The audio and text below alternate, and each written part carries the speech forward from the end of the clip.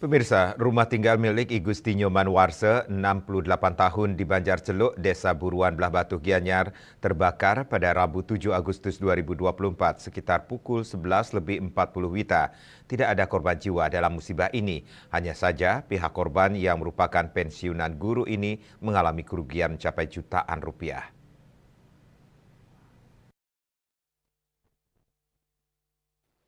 Kapolsek Belah Batu Kompol Imade Berato menjelaskan berdasarkan keterangan saksi mata, Ikomang Indrawan api pertama kali terlihat membubung tinggi dari sebuah gudang kosong yang tak jauh dari rumahnya.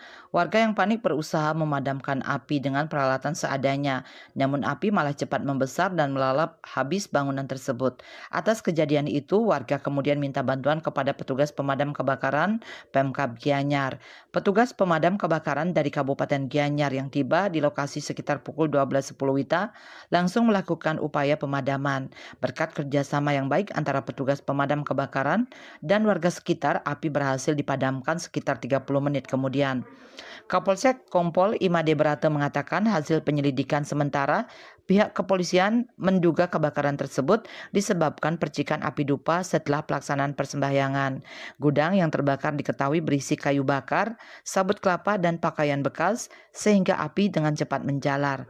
Sementara Kasat Pol PP Gianyar Dr. Andes Imadewato menjelaskan, begitu menerima laporan, pihaknya menugaskan 10 personel damkar dengan 2 armada. Petugas langsung melakukan pemadaman api. Api kemudian dapat dikuasai sehingga api tidak menjalar kemana-mana. Denpos melaporkan.